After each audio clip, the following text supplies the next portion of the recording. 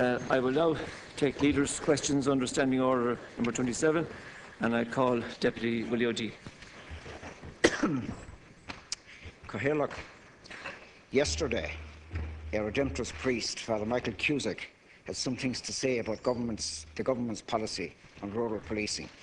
He urged, and I quote, fresh thinking on policing resources so that people in rural communities do not sleep in their beds in fear and evil does not triumph over virtue. He went on to describe how, after a Garda had been removed in his local parish in County Galway, a particularly horrific crime occurred. Now, is the Minister aware that Father Cusack is merely reflecting concerns expressed by the opposition here for many months, but more importantly by the Garda Síochána, by elected members of political parties, not least of the main government party throughout this country, by independent commentators who have all written and spoken on the subject, by Muintir na Tíre, the IFA, rural communities, community leaders, and every group who represents anybody in rural Ireland. So, is the Minister further aware that there are more reports today of a businessman in County Galway who has been robbed 4 times in the last 6 months, and a woman in County Kildare who has been robbed twice over the past couple of months, where people actually travel out from the city by bus to commit the robbery?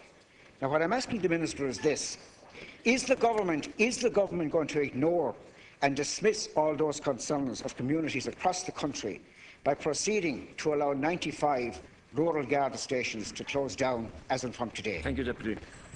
Minister. First of all, I listened very carefully to what Father Cusack had to say yesterday in the Redemptorist Church in Dundalk. And I think that Father Cusack spoke very movingly about the trauma of the experience of anybody, whether they live in a rural area or whether they live in a city centre, who has ever been subject to any kind of robbery or invasion of their home space, or particularly any kind of robbery with violence. And I think Father Cusack spoke very movingly about that experience. In the latter part of your comment, you addressed what is happening in terms of the changes in crime patterns in this country, where because of the, you brought this up, where because of the development of the road network, and everybody in this House on all sides knows this, it is possible for individuals involved in crimes or groups involved in crimes to move very rapidly from one part of the country to another. For that reason, the Gardaí have operated their special operation in relation to targeting such mobile crime, which does actually affect, I want to tell the Deputy, not just the rural areas that he speaks of, but also all of the suburban areas of towns and cities. It is one of the changes in how criminals operate in this country. And I think it's important to note the very significant success that the Garda operation has had in relation to Operation Fiacla, where, as a consequence, between April and December of 2012, 3,538 people were arrested and 1,925 people were charged as part of the operation. Now, if you like, as part of this debate, there is a real issue for Ireland. How, in terms of our police force, and we saw yesterday at Detective Garda Donoghue's funeral, a magnificent demonstration and a very moving demonstration of the community and the country of Ireland and the state standing by the Gardaí, as the Gardaí have stood by their country. And Operation Fiacla probably represents some of the best developments in Garda management and fight against crime. And it shows, Deputy O'D, in terms of the results, in terms of the arrests and in terms of the numbers of people who are coming before our courts, and in terms of the decline in the number of burglaries. And in terms of the debate in this House, I think that it behoves Fianna Fáil to actually consider how we best police all of the different parts of our society with the actual objective of putting criminals, bringing them before the courts and putting people who are found guilty behind bars. That's what modern effective policing is about. I'll call Deputy O.D. Well, Deputy Willie O.D. 1 minute, please. I asked the Minister a simple, direct question, and she answered everything but the question I asked her. You quoted a lot of data. Burglaries are actually up by 10%. But you quoted a lot of data. But I suppose, you know, if you torture data sufficiently, you can get it to confess to anything. That's the bottom line. Now, I'm amazed to hear that the development of the roads network is now responsible for a lot of rural crime. I'm putting a direct question to the Minister. Does she consider that a society in which people, old people in particular, people living in isolated rural areas, go to bed at night terrified, does she consider that as the vision of the vision for change that people voted for only 2 years ago? And I want to be very clear on this now, and I'm asking the Minister a very direct question.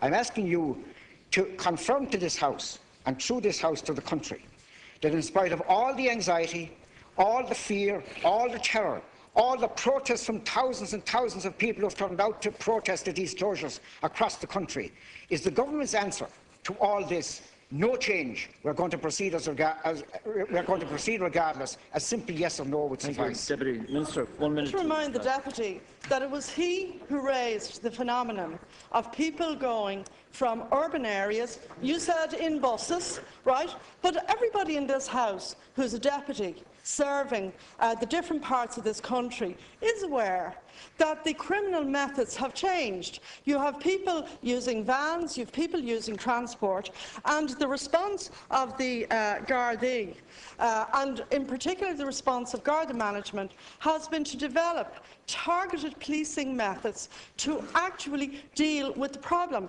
Now, you know, Deputy O.D. can scoff, but the fact is that anybody, whether they live in an urban area or whether they live in a rural area, whose home is invaded by somebody bent on a robbery, and this is what Father Michael Cusack was talking about yesterday, and I was in the church listening to him extremely carefully. He was talking about the enormous trauma suffered by people who are the victim of robbery, particularly in the 2 episodes he spoke about of violent robbery. So we have to look as a country, Deputy O.D., to our police force and our police management as to how we develop modern policing that actually deals with the fact that criminals in this society and other societies have actually, if you like, developed their methods as the road system in the country. Well, sorry, you raised the issue of people travelling out from town on a bus to rob a rural area. You're the one who raised it. So why would you complain? I'm giving you a response which says that specifically to what you raised, Garda management has had a very important operation underway called Operation Figla. I'm very surprised that Deputy O.D. doesn't seem to be aware of the work that's going on by the Garda.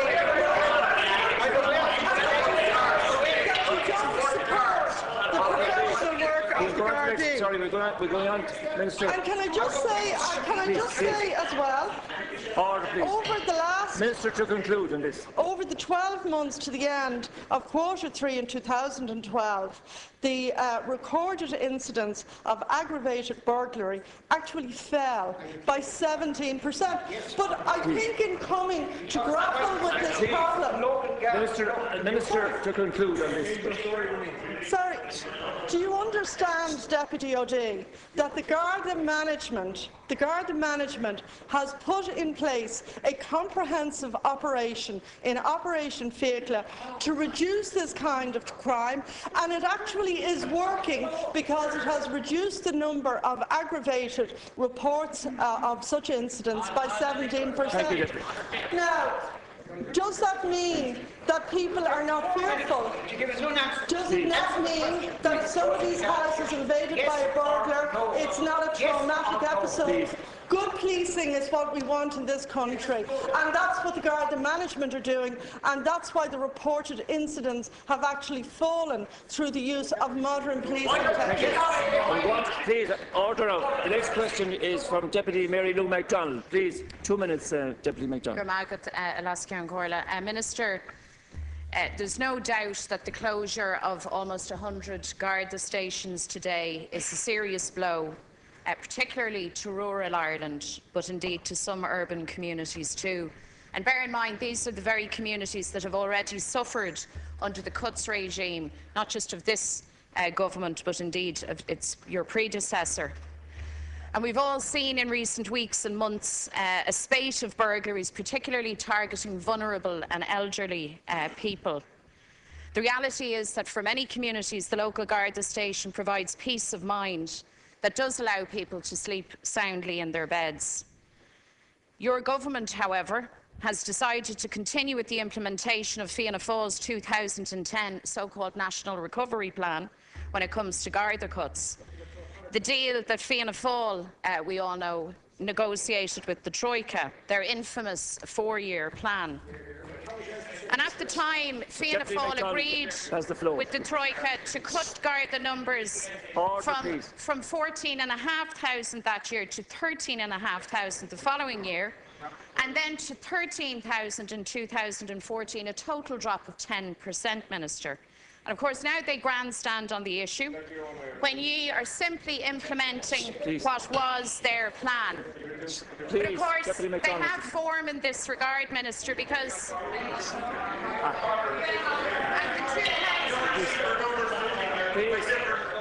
at the 2010... I'm sorry. Deputy Mary, please. Look at deputies all sides of the House. At the 2010 GRA conference, when the then president of the GRA, Michael O'Boyce, criticised the reduction of Garda numbers, the then Fianna Fáil Justice spokesperson, none other than Niall Collins, called for that man to be removed from the force by the then Garda Commissioner. Thank you, Deputy. And he now comes into the Dáil opposing the very cuts that they designed. So punish that. Minister. Order, please. Deputy MacDonald, just to conclude. Minister, do you accept that the closure of these stations is a blow to the communities that I've described? And can I ask you, Minister, what assurances can you offer today to these communities that they will be safe? What measures are in place, not just to reassure the minds of rural Ireland and some urban communities, but to genuinely reassure them that they will have a full and adequate Garda service? Thank you, Deputy. Minister, 3 minutes. Well, the Deputy is correct when she refers to Fianna Fáil's proposal that by 2014 Garda numbers would drop to 13,000, and this was the deal that Fianna Fáil signed off with the Troika, a cut of 10%. And it is correct that Deputy Collins, when the when the GRA spokesperson spoke out against Fianna Fáil cuts, the response of the now Fianna Fáil Justice spokesperson, Deputy Collins, was to have them silenced. He called for the outgoing president of the Garda Representative Association, Michael O'Boyce, to be removed from the force by the then Garda Commissioner, Faulkner Murphy, for a speech which was not delivered. The speech was not delivered, in which he had planned to criticise the then Fianna Fáil government and the programme of cuts. That's true. But can I just say as well, Deputy, that we will have, at the end of this process, 560 plus Garda stations, which is significantly more per head of the population than in either Scotland or Wales. But in addition, if we just look north of the border, 40% of the North's police stations are to shut, and north of the border, 40%. Like, we're talking about a small, relatively small, but important number of stations open for limited service hours of 2 to 3 hours in rural communities. Sinn Féin agrees with closing the stations in the north. The Sinn Féin Assembly and Policing Board member Pat Sheehan said, the stations, and I'm quoting him, are effectively a drain on resources, while at the time of the announcement, Alex Maskey, who's a Policing Board member, said many of the stations on the list were unwanted legacies of the past that had become blots on the landscape. So, you know, I think one of the things that we might look for in terms of policy is consistency and coherence. But I think both North and South, what perhaps we could all agree on, is that what we need is more effective and better quality policing that also takes into account the change in crime patterns caused by, in part, easier access to large parts of the countryside, and what people really want to see in terms of the Gardaí. And what the Commissioner has committed to is that the Gardaí would not be, if you like, forced to spend excessive time in their offices, but that they would be out on the front line, engaged in operational policing. I think that that is what we all want to see, and that means that you have to target resources in the most effective way possible so that you've better policing, so that communities, and particularly older individuals and people living in isolated areas, are protected. It is very, very possible to do that with the development of modern policing methods. I know in my own constituency, Operation Fiacla, and I've quite a number of semi-rural areas in my constituency, has seen an enormous impact in terms of gangs coming in vans and cars from other parts of the region to attempt robberies in people's homes. Thank you. Deputy McDonald, 1 minute for a supplementary question. I think we can all agree that what we need and what we want to see is more effective policing, so I don't differ with you on that matter at all. Your commentary as regards the North would require too long an explanation, but you would be aware that the experiences of policing North and South, for those of you who would care to listen, because you're clearly ignorant on the matter, have been entirely different. Can I say to you, Minister, that the difficulty is that very many people who rely on Operation Fiacla believe that it is gone Fiacla, because, firstly, the Gardaí are not sufficiently resourced. And you will know, you represent an urban constituency not a million miles away from my own, and you will know that the most common complaint that citizens have, sometimes the only complaint as regards the Gardaí, is the lengthy response time. They call the Garda isn't in a position to respond promptly. It's the biggest frustration that you come across. Now, that's in an urban setting. Let's transport ourselves into rural Ireland. And we know that there has been a spate of very high-profile and very vicious attacks, particularly on elderly people. For people living in remote areas, they quite correctly are ill at ease because they don't believe that the service they require will get to them quickly enough to keep them safe. So can I ask you again, Minister, to at least acknowledge that the closure of almost 100 stations is a matter of grave public concern? And can I ask you, beyond the generalised rhetoric that you've offered, to be a lot more specific? What are the compensatory measures for those communities? Will there be additional Gardaí? I support civilianisation. I think it's exactly the right thing to do. Will that be accelerated? How many Gardaí will be freed up? Will the people in rural Ireland who are losing their stations at least know that there will be a Garda on the beat? Come on, Minister. Well, I think the Commissioner has addressed those issues. But can I just return to the issue of the North? Because I think comparative policing and success of comparative policing in different countries and different regions, both of the European Union and different parts of this island, is important in this debate. What is important in modern policing is that Gardaí are involved in frontline duties. And in the North, for instance, while the PSNI inherited 140 stations, in the context of your party being in government in the North, by 2015, just 49 stations will remain. Now, ask yourself, why did your colleagues in the North agree to have a 40% reduction in the number of police stations? They did so, I assume, in order to allow for more effective use of policing resources by putting PSNI members out on the front line. No, comparative studies about what crime levels are in different areas is very important. And all of the wisdom in relation to modern policing, both in the United States and in Europe, is that the critical thing is to get police officers out on the front line. And Operation Fiacla is a very, very good example of that.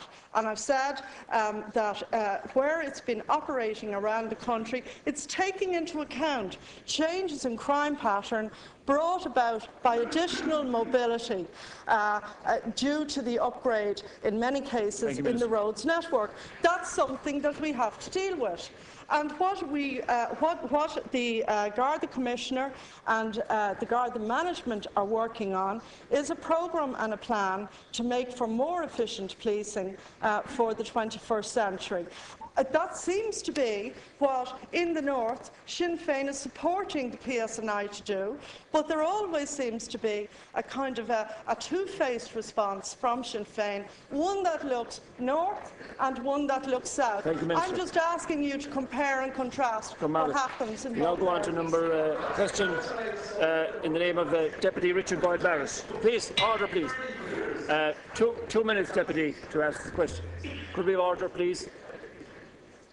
Minister, I want to ask you a question that relates directly to your own department and your own policies. Last year, we had an outcry by families of children with special needs about the dramatic increase in the refusals of domiciliary care allowance and a consequent alarming increase in the number of appeals and the waiting time people had for those appeals, often going up to a year. In a parliamentary question that I put to you last week and got an answer to, the same shocking pattern reveals itself when it comes to applications for invalidity pensions. In 2009, for example, the number of applications that were refused was 39%. In 2011, when your government takes office, it jumps to 69%. And in 2012, 64%. As a result of that, there's been a dramatic increase in the number of appeals, so that in 2012, there was a 700% increase in the number of appeals that people had to go through as against 2009. And that has led to the appeals office being completely overrun and unable to cope. Of the 4,356 appeals lodged in 2012, only 1/4 of those were actually decided. So this means thousands of people with chronic illnesses and injuries are having to wait up to and over a year to have their appeals heard for invalidity pension. There is, of course, also widespread anecdotal evidence of similar patterns when it comes to applications for carers allowance and disability allowance.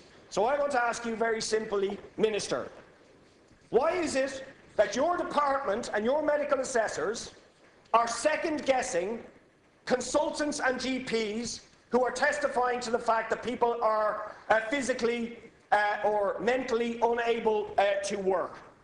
Are you deliberately denying some of the most vulnerable people, ill people with chronic illnesses, denying them their just entitlements.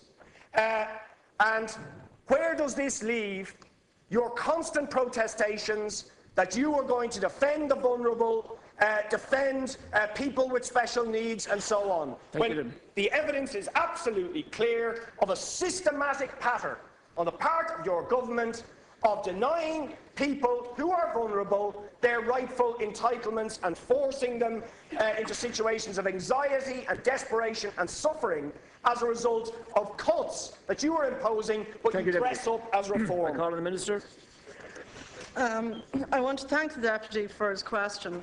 To start with his first point in relation to domiciliary care allowance, and I did answer this, as the Deputy says, a couple of days ago on oral questions.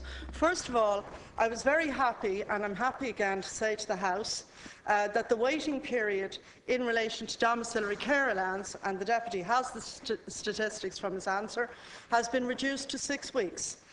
Following the reforms of the IT platform. That's a very significant development, and I want to compliment the staff of the Department of Social Protection working, I have to say, in the context of huge changes brought in my department as a consequence of Croke Park and the Croke Park agreements, that they have actually reformed the IT system, and that in the context of there being more applications for domiciliary care allowance and a change to what's called a new IT structure, that the waiting period has actually been reduced to 6 weeks, and that in fact the backlog has largely been addressed, and that current applications, and I'm delighted to tell the Deputy this, for domiciliary care allowance should now take about 6 weeks.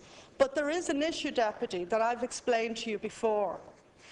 While the volumes are increasing and the amount of funding which has been spent is actually going up, and the numbers who are being awarded domiciliary care allowance are increasing, there are applications which, when they're presented, are not complete. And deputies in the House know this in relation to different cases. You made reference to people's medical experts. It is for people's family doctors, consultants if they're involved and so on, to make the case as to why somebody qualifies particularly, and to make it clearly in medical terms, in line with the legislation, that the medical assessors, who are medically qualified people who work in my department, that they can take the advice and the opinion of the person's own medical advisors. That's very important. If that information isn't forthcoming as required at the time of the application, we allow fresh evidence to be submitted. And if that is not satisfactory, then people do have a right of appeal. Now, I would say to you, Deputy, that the improvements in relation to the IT development brought about and worked by the staff in the Department of Social Protection have resulted now in a 6 weeks wait. Thank you, Deputy. And you will recall before Christmas, I think you raised family income supplement. Again, the waiting period for that and the backlog has been almost totally eliminated. So in fact, what we've done is we've brought in major improvements, and we're spending, in a time of unprecedented economic difficulty in this country, we have protected the core rates of weekly social welfare payments, and we are spending additional funding. We're spending additional funding on all of these headings. Another factor which is affecting the number of applications is that in 2010, the then Fianna Fáil government reduced the period of illness benefit from an indefinite period of time to a 2-year period. And again, deputies who handle a lot of these cases will know that as a consequence, there's an increase in the number of people coming forward for whom the 2 years from about the middle of last year had expired, and they were therefore seeking to migrate to another form of payment. But it's also important to remember that those people also had a right, by and large, to return to job seekers' allowance. Deputy Boyd-Barrett. Minister, I'm afraid you're not really answering the question that I asked. First of all, insofar as there's been any improvement for domiciliary care allowance, I'll give some credit to the staff. I'll give most credit. I'll give most credit to. Please. Sorry, Minister. You had your chance. Please. Okay. Deputy Boyd-Barrett. I'll give most credit to the families who came out on the streets last year and embarrassed your government into acknowledging the disgraceful mistreatment of families with special needs and forced you to address the problem. But the problem is being now moved around to another area, and you completely failed to address the fact that since your government has come into office, the number of refusals for invalidity pension has dramatically increased from 39% now in 2011 to 69% in 2012, 64%. 2/3 of people, they might be getting an answer within a few weeks, but they are being refused. And the numbers have been dramatically increased. And I'll give you an example of the sort of people who are being refused, who, let's remember, in most cases, had been given an entitlement to illness benefit. In other words, your department had accepted that they were not fit for work, had given them illness benefit, and when the 2 years run out and they apply for invalidity pension, you deny it in 2/3 of cases. One man worked for 40 years as a bin man with rheumatoid arthritis, heart problems, knee problems, back problems, completely unable to work, and he's denied it. And I have a litany of examples of that.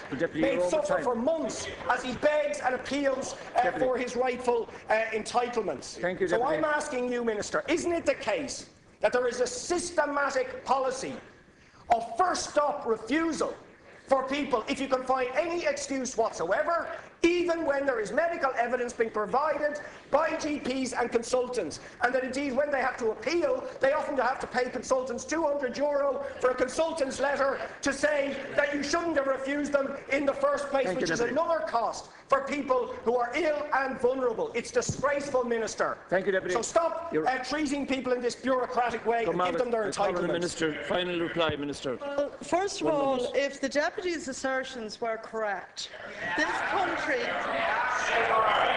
the deputy's assertions were correct, if the deputy's assertions were correct, one of the standout figures about this country and about our social protection system is that 16% of our working age population is on some kind of payment in relation to either illness, disability or invalidity.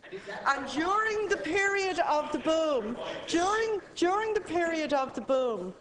that figure went up and is dramatically higher than applies in many other countries. But just to let me say again to Deputy Boyd-Barrett, in 2010, the then government made a decision to illness benefit to 2 years. Now, illness benefit,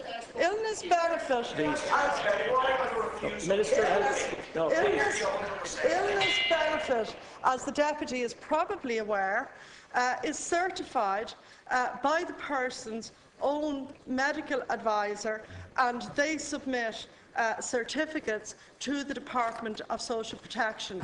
Formerly, illness benefit was unlimited. So in the case of somebody who obtained a certificate from their medical practitioner or other medical advisors, they could, up to about 2010, go on illness benefit for an indefinite period of time, provided that was certified by their medical advisor on the certificate system that I think most members of the House are familiar with. That system was changed in 2010 so that now people have a limit of 2 years.